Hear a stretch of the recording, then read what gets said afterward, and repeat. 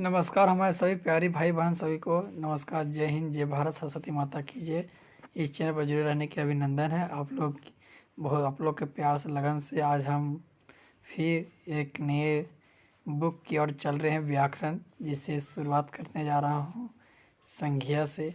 संज्ञा किसे कहते हैं, नाउन आने के व्हाट इज नाउन, संज्ञा क्या है, इसके बारे में आज हम लोग विस्तार पूर्वक जानेंगे। संज्ञा आज के दिन में ही 10 मिनट के वीडियो के अंदर ही हम लोग क्या करेंगे, इसको कंप्लीट करेंगे। ठीक है, चलिए एक एक करके हम लोग जानते हैं संज्ञा किसे कहते हैं, इसके कितने भेद होते हैं, इसका कार्य क्या क्या चीज़ होता है, वो हम लोग आज जानेंगे। ठीक है, तो वीडियो ज़्यादा ज़्यादा शेयर कीजिए और अपने दोस्तों के साथ। ठीक है, चलिए स्टार्ट करते हैं। संज्ञा, सबसे पहले समझिए संज्ञा किसे कहते हैं। यानी कि संज्ञा जो है किसी व्यक्ति या जानवर हो, भाव, गुण हो, ये नामों का क्या कहते हैं, संज्ञा। यानी सिंपल सी भाषा समझिएगा, संज्ञा जो है नेमिंग वर्ड है, यानी संज्ञा नाम देने वाला ही है। ठीक है, इसलिए संज्ञा इसको कहते हैं।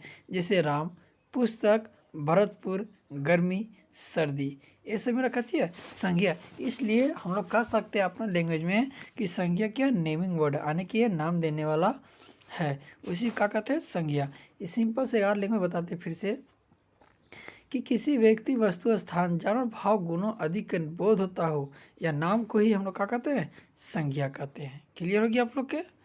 चलिए संज्ञा के भेद हम लोग जानेंगे। संज्ञा के कितने भेद होते हैं, तो 5 भेद होते हैं। कितने भेद होते हैं, 5। पहला है व्यक्तिवाचक संज्ञा, सेकेंड है जातिवाचक संज्ञा, भाववाचक संज्ञा, समुदायवाचक संज्ञा और द्रववाचक संज्ञा। यानी कि ये 5 भागों में बांटा गया। आज हम लोग एक एक करके विस्तार पूर्वक जानेंगे कि व्यक्तिवाचक यानी कि प्रॉपर नाउन किसे कहते हैं, जातिवाचक संज्ञा यानी कि कॉमन नाउन, भाववाचक यानी कि एब्स्ट्रैक्ट नाउन, समुदाय यानी कलेक्टिव नाउन, और द्रववाचक मटेरियल नाउन। इसके बाद हम इंग्लिश ग्रामर से भी आप लोग डालेंगे कि वह नाउन क्या है। ठीक है, चलिए जानते हैं। सबसे पहला क्या आप लोग के सामने, व्यक्तिवाचक संज्ञा यानी कि प्रॉपर नाउन। जिस संज्ञा से किसी एक ही व्यक्ति, वस्तु या स्थान विशेष का बोध हो, उसे व्यक्तिवाचक संज्ञा कहता है। आने क्या बोला है कि व्यक्तिवाचक संज्ञा उसे कहते हैं जिस संज्ञा, यानी कि जिस संज्ञा से किसी एक ही व्यक्ति, यानी कि ज़्यादा व्यक्ति नहीं, एक ही व्यक्ति या वस्तु या स्थान विशेष, यानी कि जो सबसे महत्वपूर्ण, यानी कि पूरा फेमस जिसे कहते हैं, वो विशेष का बोध ही हो, उसी को व्यक्तिवाचक संज्ञा कहते हैं। जैसे राम, रोहन, सोहन, ये सब का चीज़ प्रसिद्ध नाम है, पूर्व, पश्चिम, दक्षिण का चीज़ है, ये भी पूरा फेमस नाम है, विशेष नाम है। भारत, चीन, जापान, ये देशों का पूरा प्राचीन नाम है। ठीक है, ये सब मेरा कच्ची जितना भी आप लोग एग्जाम्पल देख रहे हैं, व्यक्ति के नाम राम, मोहन, सीता, कालू, दिशा के नाम पूर्व, पश्चिम, उत्तर, दक्षिण, देशों के नाम भारत, चीन, जापान, अमेरिका, राष्ट्रीय जातियों के नाम भारतीय, चीनी, जापानी, नदियों का नाम गंगा, यमुना, कावेरी, घाघरा, समुद्र के नाम अरब सागर, प्रशांत सागर, पर्वतों का नाम अरावली, हिमालय, ये सब का चीज़ है। तो ये सब जितना आप लोग देख रहे हैं, ये सब का चीज़ विशेष का है, यानी कि वस्तु ही है, ऐसे नाम ही है, व्यक्ति का नाम ही है। ये सब का चीज़ विशेष, यानी कि विशेष व्यक्ति या जाति का, विशेष वस्तु या स्थान का बोध होता हो, उसी को हम लोग क्या कहते हैं, व्यक्तिवाचक संज्ञा कहते हैं। क्लियर हो गया आप लोग के। चलिए नेक्स्ट पढ़ते हैं। नेक्स्ट में क्या है, तो जो संज्ञा शब्द किसी एक ही प्रकार के व्यक्ति या वस्तु का आने की, कोई क्या बोल रहा है, कोई एक ही प्रकार की वस्तु हो या फिर जाति हो, बोध होता हो, उसी को जाति हो। जैसे मनुष्य में सभी आ जाते हैं, एक ही मनुष्य जैसा। पहाड़ में अलग अलग पहाड़, नदी का नदी, भाई बहन सब एक ही किस्म के, यानी कि एक ही प्रकार के समझे कि एक से अलग कुछ नहीं होना चाहिए, दूसरा नहीं होना चाहिए, एक ही आदमी। यानी कि हम लोग भाई है तो भाई, पिता है तो पिता, माता है तो माता, घर है तो घर। ठीक है, मनुष्य है तो मनुष्य, पहाड़ है तो पहाड़, एक ही जाति का।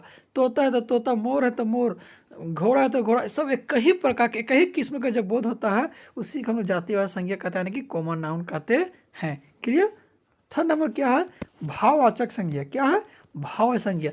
जिन संज्ञा शब्दों में से किसी व्यक्ति, वस्तु, स्थान के गुण, दोष, धर्म, अवस्था, भाव को बोध हो, उसे भाववाचक संज्ञा कहते हैं। यानी कि भाव उसे कहते हैं जैसे हम लोग महसूस कर सकते हैं, सिर्फ एब्स्ट्रैक्ट, यानी कि भाव, उसको गुण देख सकते हैं।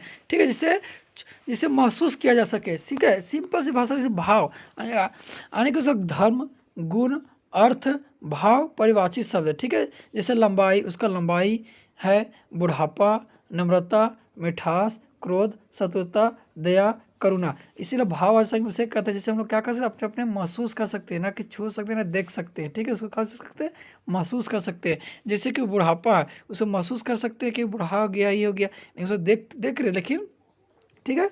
इसलिए बोला जिन संज्ञा शब्दों में किसी व्यक्ति, वस्तु, स्थान के गुण, दोष, धर्म, अवस्था का अभाव का बोध हो, उसे क्या कहते हैं, भाववाचक संज्ञा कहते हैं। समूहवाचक संज्ञा किसे कहते हैं, जिन संज्ञा से व्यक्ति या वस्तु का समूह का बोध, यानी कि समूह एक से अधिक, यानी कि जहाँ एक आदमी बैठे वहाँ दो तीन रुपये बैठ गए तो उसको कहते क्या कहते हैं, समूह के, यानी एक से अधिक जहाँ व्यक्तियों का जब मिल गया या फिर कोई चीज़ का मिल जाता है उसी को कहते हैं समूह। जैसे क्लास हो गया, क्लास में एक से अधिक बच्चे बैठते हैं, बैठते कि नहीं। मेला हो गया, तुम्हारा झुंड में बैठते हैं, मेला लगता है तो पूरा झुंड में लगता है, ये सब होता है।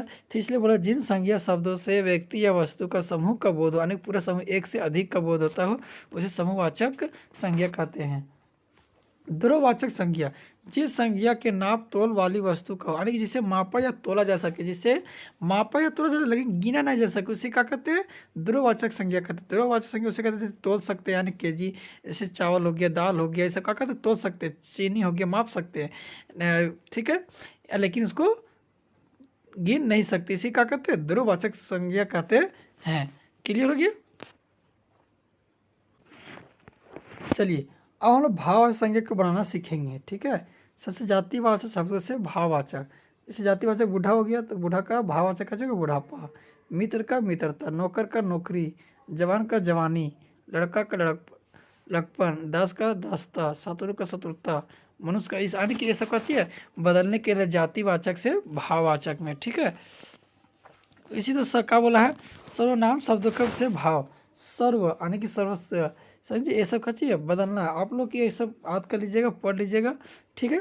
इससे अच्छा व्याकरण आप लोग को कहीं नहीं मिलेगा पढ़ने के लिए। अब वीडियो ज़्यादा शेयर कीजिए। जय हिंद, जय भारत, सरस्वती माता की जय। और अपने अपने आप इसके बाद देखिए क्वेश्चन बनाने की ट्राई कीजिएगा, देखिए आप लोग जरूर बन जाएगा। चलिए, जय हिंद, जय भारत।